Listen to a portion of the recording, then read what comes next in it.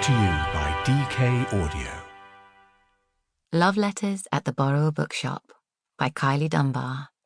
Read by Helen Duff. This book commemorates meeting Michael at the top of the Waverley Steps and that huge bouquet of blue cornflowers. I'll never forget.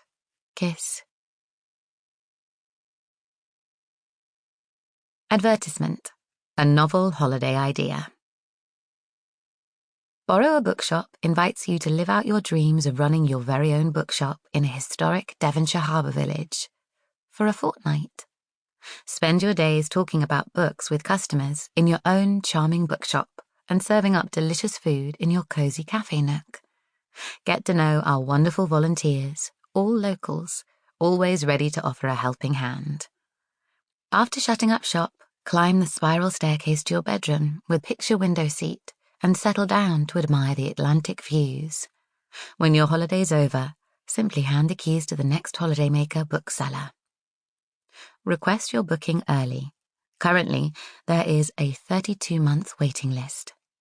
Includes full use of cafe kitchen, courtyard seating and catering area, 1 double bedroom upstairs, 1 single downstairs, plus small bathroom and private lawned backyard.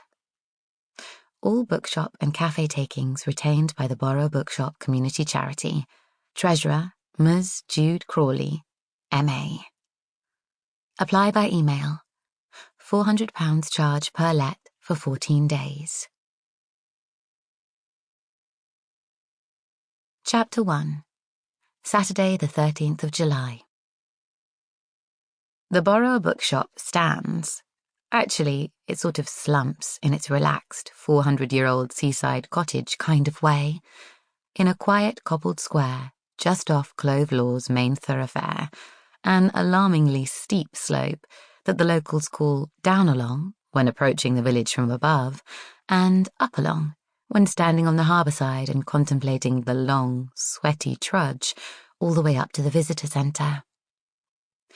Up at the top of Clove Law's slope, there are endless Atlantic views, and the sense of standing Gulliver-like over the higgledy-piggledy slate rooftops below.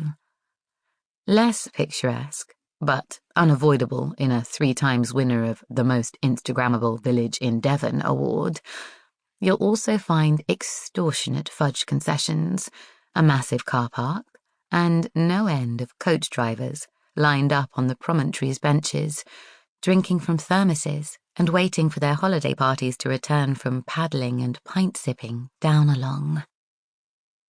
At the foot of the slope, you won't be able to miss the delicious aroma coming from the Siren's Tail pub on the harbour wall, or the tinkling music of the cliff waterfall over the beach.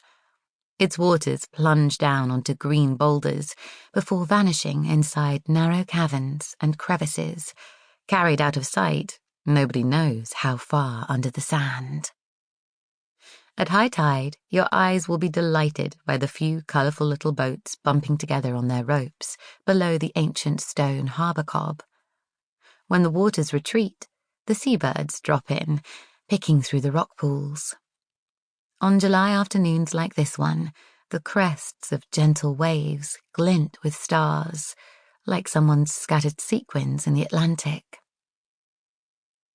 Austen Archer's story, however, begins neither down along or up along, but rather in the middle of the slope, where today you can't get moving for tourists regretting their slippy summer sandals, all clinging to gateposts for dear life as they pass gingerly up and down the wide, cobbled footpath that forms the village's spine, snapping precarious selfies outside the charming old cottages that line both sides, their front gardens afroth with flowers and spiked with breeze-blown palm trees.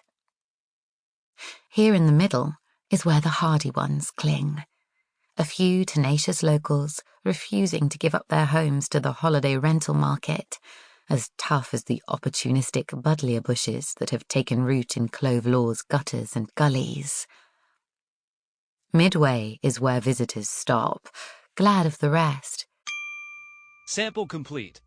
Ready to continue?